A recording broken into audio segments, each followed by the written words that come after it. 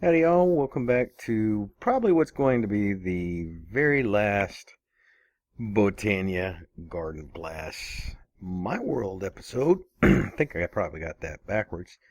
I did plan to do, the only thing I really had left to do was create a village. And I just decided it's just not worth it. That's just really would be just for fun. There's nothing I need from a village for this world, so yeah, I'm not gonna mess with it. I've got stuff to move along to. Um, I mean, we have pretty much all the EMC we want. We have all these watches of flowing time, and everything's just kicking along. In fact, yeah, everything's really kicking along there. I just put those in not too long ago. You can see we're kicking through red matter here. You can just see how fast that's going up. Uh, if you don't know what the watch of flowing time is, it's really a machine upgrade for Project E or Central Equivalent Exchange kind of stuff. This, of course, was our. I don't know why I'm jumping all over the place today. That's not normally doesn't normally happen with this world. I must have loaded in bad or something. This is our fighting the Gaia area. This was a pain in the butt to make because I kept having to make it bigger and bigger and bigger because it kept saying it's too small, too small, too small. That was a pain. This is, of course, our enchanting with Botania. Expect to see that again. Of course, our mana battery here keeps all the juicy goodness from Botania in there. And then this is for making Terra Steel, if you don't know what that is. That's kind of all of our mana stuff right here. It's got a little mana tide bells on there, so anytime we do have to fill up stuff, it just makes it go faster. This was our early on reed farm, kind of replaced our wood farm for EMC. The wood farm was just too slow. And of course we have all of our magical crops. These are wither skulls, and then we have diamond experience and Minicio over here, and I've got some growth blocks or growth pulsers down there. Was trying those out, see how that worked. This is our, of course, our uh, mystical flower garden here. This grows all our mystical flowers for us. Our Uber mob spawner. This thing just kicks ass. I know it's really dark to see in there, but there are two Enderman spawners in there from practicalities, and I think I had made a skeleton spawner very early on, and that one's in there just popping them out left and right. In fact, since now I'm up here, they're just jumping out. And of course, a blaze spawner. I think that was one of our first spawners also. We picked that up from the Nether, of course. And everything is being powered by our cake farm. Of course, we have our reeds. Everything is really full. That's why all the farms are off. And that's reeds, wheat. The reeds are being turned into sugar. There's a cow in there. Of course, there's a whole episode that covers the making of that. Down here I was going to do an animal farm until I realized, man, what is going on? It's just saying high encoding and all kinds of weird shit shouldn't be saying. Doesn't normally say.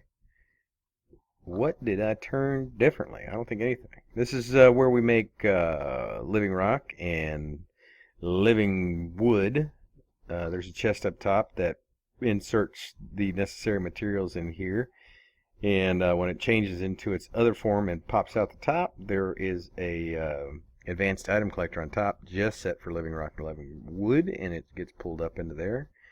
And then down here, I did an episode on this also. This just kind of makes Minicio all the way up to Zabicchio, and you can turn it off at certain points so you can stop it on its route so it doesn't go all the way. You can get where you want it to be. And this is our rune maker, automatic rune maker. You fill these up, push a button, and it goes over here and pops everything into there. And then, of course, we have our Botanical Brewery. That's for making potions and the jewelry, potions and jewelry and stuff that we make. These are all of our mana producers. There's 5 Kekamuras per stand, and each of the Gaia mana spreaders has a filter of potency and velocity on there, so make sure all that mana gets kicked out.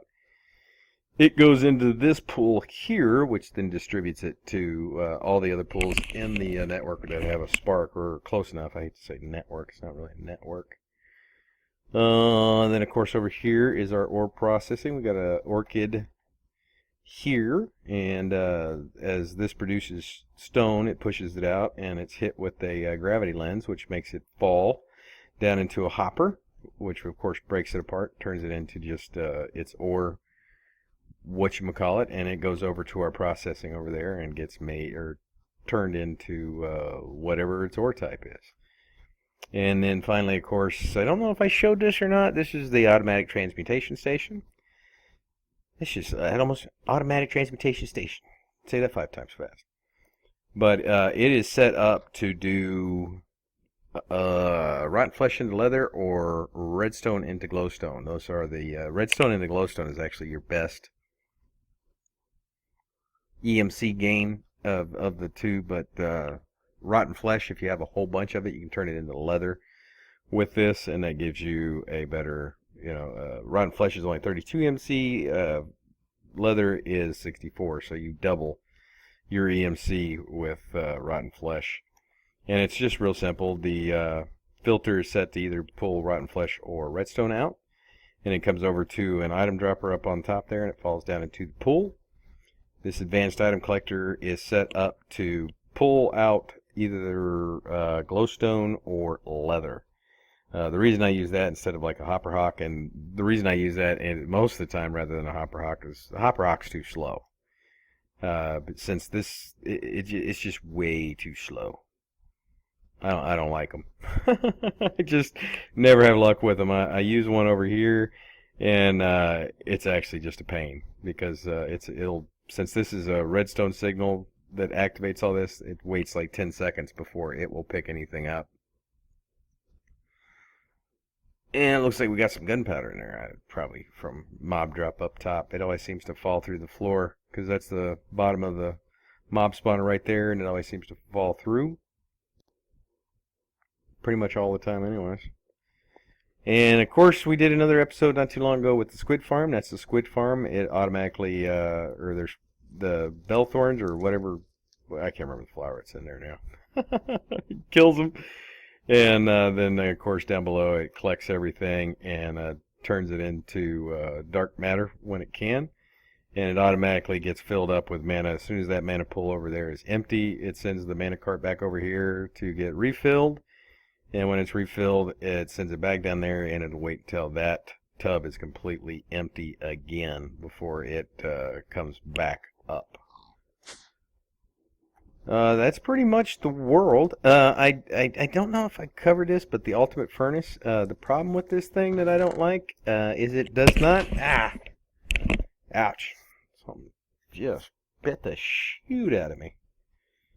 Man, I hope that wasn't a spider bite. I got a spider bite one time. I got so gross and infected, it was, I'm scared to death of those things now.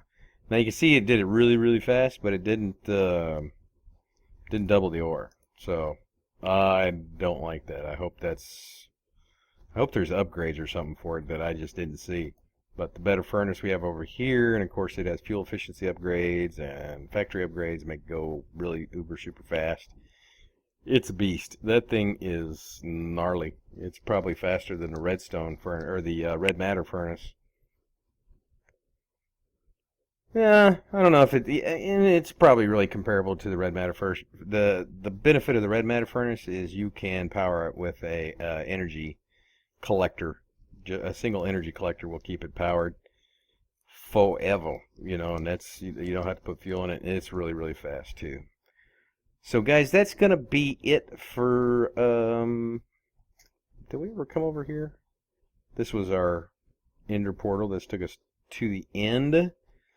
I don't think there's anything else we haven't covered. Let me try to drop here. So that's gonna be it. And sorry about the jumpy video. I don't know what's causing that today. I haven't really changed any settings, so I don't know what's irritating it. I don't see anything running that shouldn't be running. So I don't know. I'll have to go in there and mess with it again.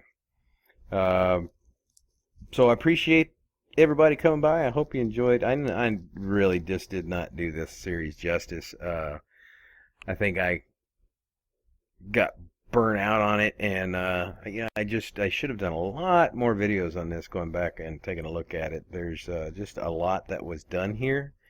You know, a lot of time. Of course, a lot of it I don't know how well it would have been on video. It just would have been me grinding along, because this is a very grinding kind of pack. You know, the Garden of Glass. It's just, to get anything done, you know, it takes a long time. So that's going to be it, and we're going to move on to something else. There's maybe one more video also for Less is More, so we can finish that one out. And then we'll be moving on to Less is More 2, which will have some of the mods from Garden of Glass, some of the mods from Less is More, some new mods that we've never had before. Do pay attention to the very first video of the official Less is More mod series, because there are some mod updates from the video I put out for Let's Make a Mod. So be aware of that, and take a good look at the very first short part of the very first video. So guys, I appreciate you coming by. Until next time, I will see y'all later.